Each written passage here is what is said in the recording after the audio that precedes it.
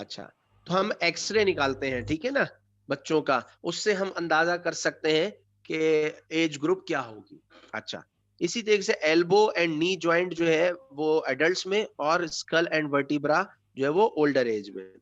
अच्छा, अब जरा नीचे जो चार्ट है उसको देखिए, age changes in long bones. आपको पता है कि देखिए हड्डियां ग्रो करती हैं, प्राइमरी सेंटर्स होते हैं और सेकेंडरी सेंटर्स होते हैं, और इनको primary and secondary ossification centre कहते हैं। कैल्शियम डिपॉजिट होना शुरू हो जाता है और हड्डियां कार्टिलेजस से बोनी फॉर्म ले लेती हैं, ठीक है। अब इधर इन्होंने बताया है कि एक जर्नली क्या चेंजेस आती हैं, ठीक है। कॉम्पैक्ट लेयर, मेडुलरी कैनाल और एज ग्रुप, इसको जरा सा देखिएगा। कहते हैं कि अगर यूथ है तो उसमें कॉम्पैक्ट लेयर जो हड्डी की है वो थिक होती है और आइवरी लाइक टेक्सचर होता है, यानी वही हाथी दांत जैसा उसका टेक्सचर होगा और मोटी थिक होगी कॉम्पैक्ट लेयर। मेडुलरी कैनाल यानी जिसके अंदर गूदा होता है, ठीक है ना, वो कंपैरेटिवली स्मॉल होगी। ये यूथ की बात हो रही है। मिडिल एज में मेडुलरी कैनाल जो है लार्ज हो जाती है और कॉम्पैक्ट लेयर जो वो थिन हो जाती है। ऐसी बात है, जो जो आदमी ग्रो कर रहा होता है तो कुछ चीजें जो है वो जवाल पजीर भी हो रही होती हैं, तो कॉम्पैक्ट लेयर थिन हो जाती है। और ओल्ड एज में एक्सट्रीमली थिन हो जाती है, दैट्स वाई उनकी हड्डियां टूट जाती हैं जल्दी और ऑस्टियोपोरोसिस का शिकार हो रही होती हैं और फ्रेजाइल हो जाती है। और मेडुलरी कैनाल जो है वो बहुत ज्यादा बड़ी हो जाती है, यानी अंदर से जो हॉलोनेस है वो बढ़ जाएगी और बाहर से जो हड्डी की थिकनेस है वो कम हो जाएगी ओल्ड एज में। तो ये एक जनरल रूल है। तो हड्डी अगर आपके सामने रख दी जाए लॉन्ग बोन्स की, फीमर रख दी जाए, टीबिया रख दी जाए, ह्यूमरस रख दी जाए, तो आप एक सरसरी सा जायजा लेते हुए अंदाजा कर सकते हैं कि इट बिलोंग्स टू यूथ और मिडिल एज और ओल्ड एज, और फिर उसको काट के भी देख सकते हैं, ठीक है। और ये उस वक्त ज्यादा समझ में आता है जब आप तीनों एज ग्रुप की हड्डियों को कंपैरेटिवली स्टडी करें। अच्छा, फिर मैंडिबल यानी जबड़ा जो है, इसमें क्या क्या तब्दीलियां आती हैं। अब जबड़े में दो तीन चीजें देखनी है। एक उसका रेमस, रेमस ये जो जहां पर आप यूं समझ लीजिए कि एक चिन्ह है, ठोडी जिसे कहते हैं, ठोडी से अगर लेटरली मूव करे ऊपर तो ये मैंडिबल का रेमस कहलाता है, ठीक है। ये आपने पढ़ा होगा एनाटॉमी में। यस सर, पढ़ा है। यस जी, तो सर, पढ़ा है। बच्चों में ये शॉर्ट एंड लाइट होता है इसका वेट, और ऑब्ट्यूज एंगल होता है, यानी थोड़ा सा मोर देन 90 डिग्री होता है। अडल्ट में ये राइट एंगल पर आ जाता है, यानी तकरीबन 90 डिग्री पर होता है, और बिग और हैवी हो जाता है, ऐसे होता है ग्रो कर रहा है तो बड़ा हो जाता है। मिडिल एज में जो है वो और इसी तरीके से रहता है, ठीक है। और ओल्डर एज में ये बिग एंड लाइट हो जाता है, बढ़ा हुआ तो रहता है, वो रिग्रेस तो नहीं होता, साइज तो उसका छोटा नहीं हो सकता, लेकिन वेट कम हो जाता है उसका। और उसका भी वही रीजन है कि ऑस्टियोपोरोसिस, कैल्शियम की कमी, ये तमाम चीजें, ठीक है। और बुढ़ापे में ये दोबारा ऑब्ट्यूज एंगल की तरफ चले जाता है। आप देखिए, जो एक कहा जाता है ना कि बच्चा और बूढ़ा बराबर होता है, तो वो ज़हनी तौर पर भी हो रहा होता है, जिस्मानी तौर पर भी हो रहा होता है, कमज़ोर होता चला जाता है। तो देखिए कि ये निशानियाँ हैं कि उसका जो रेमस है वो वन्स अगेन ऑब्ट्यूज एंगल पर आ गया है, और बच्चों का भी ऑब्ट्यूज एंगल पर था, ठीक है? ये अगर आप इसको देखें, ये देखिए ऑब्ट्यूज एंगल और ये भी ऑब्ट्यूज एंगल। ओके। इसी तरीके से कॉन्डाइलाइट प्रोसेस जो है वो nearly in the line with the body, यानी तकरीबन उसी की सीध में होते हैं। एडल्ट्स में जो है वो बड़े हो जाते हैं और बाहर की तरफ नमूदार हो, क्योंकि ये कॉन्डाइलॉइड प्रोसेस जो ऊपर जाके जबड़े के अपर उस पार्ट में लगता है और चबाने की एज आ रही होती है। अब ये अडल्ट जो है वो सख्त चीजें चबाता है तो पूरा उसके अंदर वो घुस जाता है कॉन्डाइलॉइड प्रोसेस जो है। मिडिल एज में भी ऐसा ही रहता है, ठीक। अब बात ये है कि हर बोन की ट्रांसफॉर्मेशन हो रही होती है वक्त के साथ साथ, एज स्पेसिफिक, ठीक है। तो ये वो तमाम चीजें।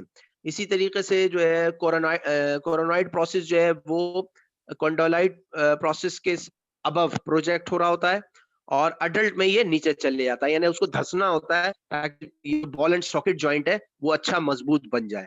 मिडिल एज में जो है वो लटक जाता है, बिलो द कॉन्डोलाइट प्रोसेस हो जाता है।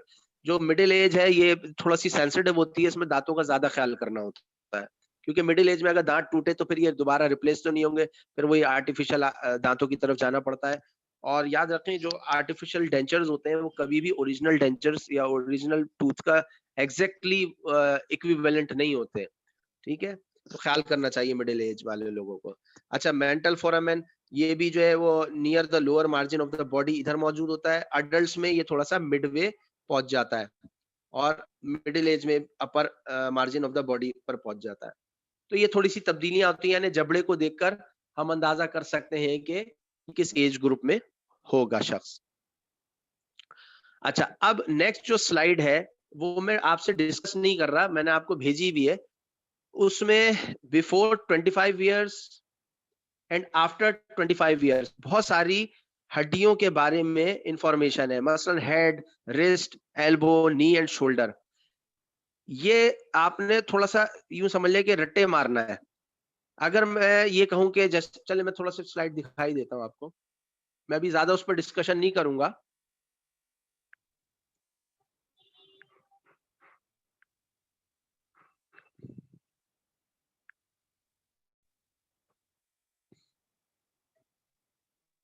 ये देख लीजिए, ये ऑसिफिकेशन डेटा होता है।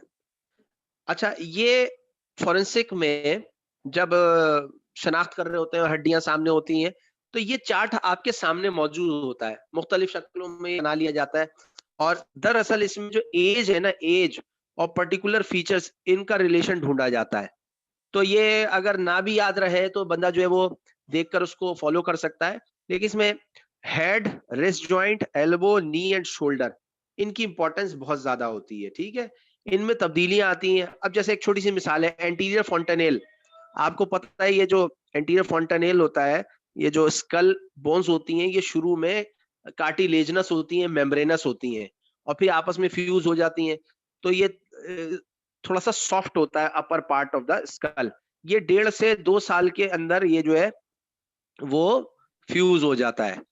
ठीक, तो अब जाहिर सी बात है, ये जो इन्फेंट बच्चे होते हैं, इनको कैरी करने में बड़ी प्रिकॉशन लेनी पड़ती है, एहतियात करनी पड़ती है। अच्छा, यहाँ मैं आपको एक थोड़ा सा मेडिको लीगल केस बताता हूँ। एक माँ बच्चे को लेकर हॉस्पिटल से निकलती है, डिस्चार्ज हो रही है, डिलीवरी हुई, बच्चे को लेकर निकल रहे हैं, गाड़ी में जाके बैठती है माँ। बाप जो है गाड़ी का दरवाजा बंद करता है। ठीक, घर पर आते हैं, बच्चा मुर्दा पाया जाता है। आवाज आ रही है आप सबको? Yes, sir. Yes, sir. Yes, sir. देखिए, Clearly heard.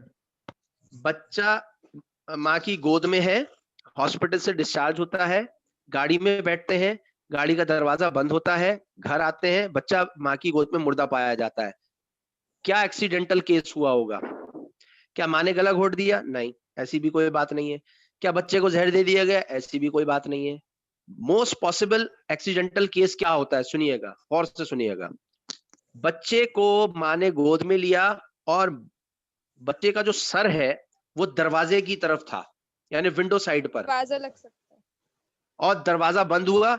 दरवाजे के इन साइड जो है वो रोलर होता है और एक हैंडल होता है। ठीक है, जिसको ग्रिप करके आदमी बैठ सकता है। इन दोनों में से कोई एक चीज उस बच्चे के फॉन्टेनेल पर आकर हिट होती है और बच्चा जो सडन डेथ का शिकार हो जाता है, माँ को पता भी नहीं चलता, बच्चा साइलेंट हो जाता है। इस किस्म की मौत को हम एक्सीडेंटल डेथ कहते हैं। और बच्चों में जो एक्सीडेंटल डेथ होती है, इसको हम कहते हैं SIDS, SIDS, sudden infant death syndrome. ठीक है, इसको नोट कर लीजिएगा, याद रखिएगा, सडन इन्फेंट डेथ सिंड्रोम। इसकी मैंने आपको एक मिसाल दी है, अभी दूसरी मिसाल देता हूं। बच्चा झूले में झूल रहा है, ठीक है, हुआ ये कि बच्चे को झूला दिया माँ ने और बच्चा खामोश हो गया और सो गया। बाद ऐसा पता चला कि बच्चा तो मर गया, बच्चा मरा पाया गया। अभी इसमें क्या एक्सीडेंटल बात हो सकती है? अब गौर से सुनिएगा। बच्चे को जब भी किसी जगह पर लिटाएं, उस जगह को चेक कर लिया जाए कि वहां कोई पॉइंटेड चीज तो नहीं है, वहां कोई शार्प कटिंग ऑब्जेक्ट तो नहीं रखा हुआ, कोई नुकसान पहुंचाने वाली चीज तो नहीं रखी हुई।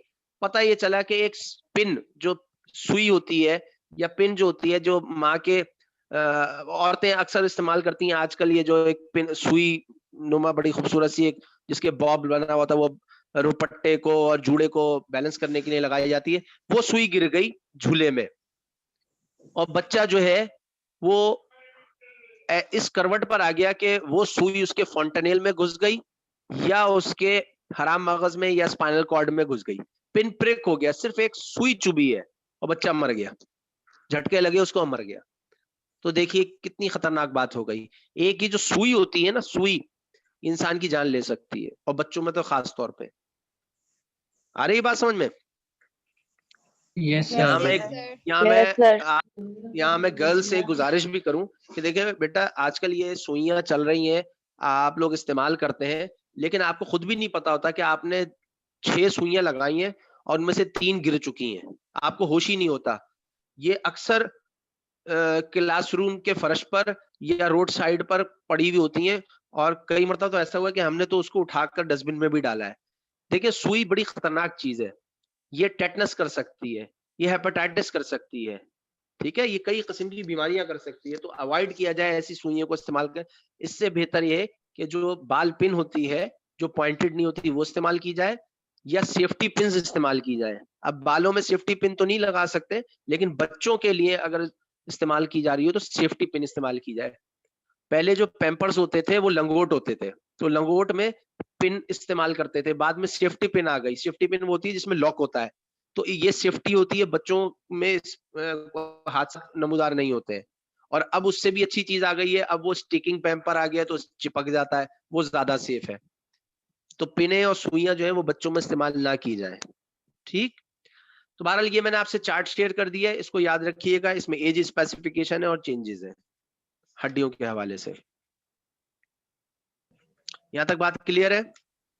जी सर। Yes, sir. चलिए बस फिलहाल यहाँ तक इसको रोकते हैं, फिर इंशाल्लाह ताला कल आगे कंटिन्यू करेंगे। कोई भी सवाल हो व्हाट्सएप पर पूछ लीजिएगा, और प्लीज इस लिटरेचर को पढ़िएगा। Okay, ठीक है? sir. Thank you. फॉरेंसिक तफसील चाहती है, फॉरेंसिक मेडिसिन जो है वो थोड़ा सा हट के सब्जेक्ट है, तो इसमें कंटेंट ज्यादा है और इसमें मेहनत भी ज्यादा है, तो तवज्जो रखिएगा, डेली बेसिस पे पढ़िए। और जो अभी तक स्टूडेंट्स अभी तक ज्वाइन नहीं कर पाए हैं, उनको कहिए कि ज्वाइन करें। लाइव सेशन का एक अलग रेस्पॉन्स होता है, अलग इम्पैक्ट होता है। रिकॉर्डेड चीजें तो आपको मिल ही जाएंगी, लेकिन आदत अच्छी नहीं है ये, ठीक है? Yes sir. ओके जी, take Okay, care. sir. Thank you, sir.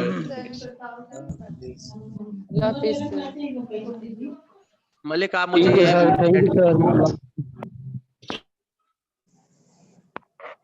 Okay sir, करता हूँ।